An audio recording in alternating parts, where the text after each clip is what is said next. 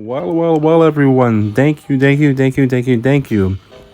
you very much. I really do appreciate it. There's your host, Kevin, the Navigator. Now, there's another Japanese 101 tattoo video. This time, we're going to do something different. So, a lot of people don't know that Buddhism plays a heavy influence in Japanese culture, art, the way of living, and the way of life.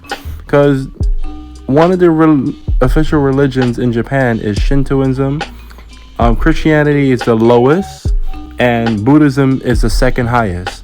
Now, I'll talk about a separate video of how Buddhism came to Japan, because I did a study on this last year when I was trying to learn more Japanese art from my own tattoo research, because I was getting a Japanese bodysuit. But anyway, the point is this Buddha is called Dainichi Nyorai, or aka the Sun Buddha. So the Sun Buddha, when you get this type of tattoo on your body, you're trying to illuminate yourself. Illuminati.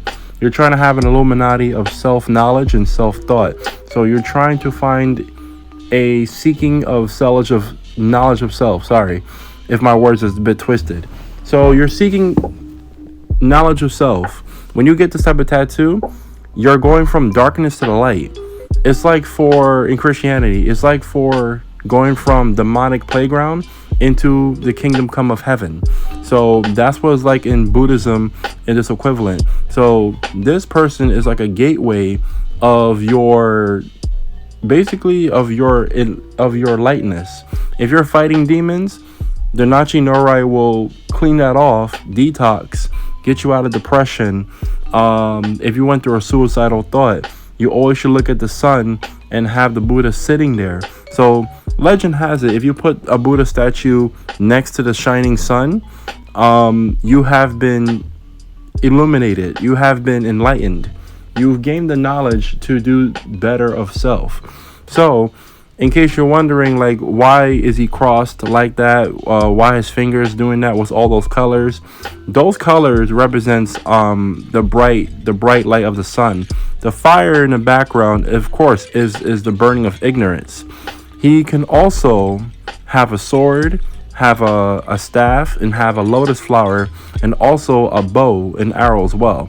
Now, in case for the ladies is wondering, oh, can I get this tattoo as well? Yes, you can, because the Dainichi Nyorai is cisgender. Sorry, not cisgender, or how do you call it? Is gender fluid? Is neither male or is male and female. So it's trans in this case. But no offense, this is a PG type of thing. But it could be girl or boy. There's a woman one and there's a man one.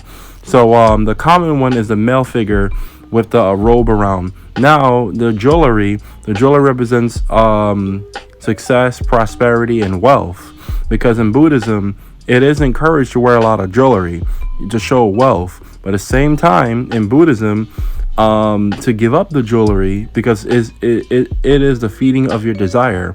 So Buddhism has a little limbo with that, but this is esoteric Buddhism. It's esoteric and Shingon Buddhism. Now, that part being said, you can also have it with items on his hand or not items in his hand and stuff like that, or her hand. So it could be, most people prefer Dainichi Nyorai to be a her. As you can see of this guy's chest piece, you see the earrings, the long earrings, and the female figure, the female head-shaped figure, and the crown on top. So most people will prefer with the female version of this Buddha. Now, if you get a man version, he has to have a little Chinese mustache, a little kung fu mustache on. That's how it's a man version. You can tell from the man from the woman. The woman has no mustache. It has large earrings. The man has a mustache with a Chinese crown on top. He has a Chinese emperor's crown. So now, that part being said, so if you get this type of tattoo, it is very detailed, and for your tattoo artists who are going to do this, make sure you study this thing. Make sure you study this very, very, very well. And I gave you the reference, of course. This is the reference. Use this video for your reference of study when it comes to this type of tattoo. Make sure it's done correctly. As you can see, there's the male version. The last clip, you see the female version. So it's the same thing. It's just that one has a mustache and one doesn't. One has the emperor crown, one has the lotus crown. So they both have fire halos, of course. And here's the thing, like, overall, when you get this tattoo, that means you're getting out of the darkness and coming to the light. You went from a dark place into a light place. And this is religious neutral, but just for you to know, this is a Buddhist tattoo. This is a Buddhist symbol. So anyone can get it, no matter what religion you are. It's very religious tolerant. If you're a Christian, you can get this tattoo as well. This is open to anybody, you know what I'm saying? And non-religious as well. It's open to secular people. If you just like Japanese culture and how this stuff looks, yeah, definitely get it. But definitely know what this means, though. This means that you're coming out of the dark, you're going into the light. So you're going from the dark, you come into the light.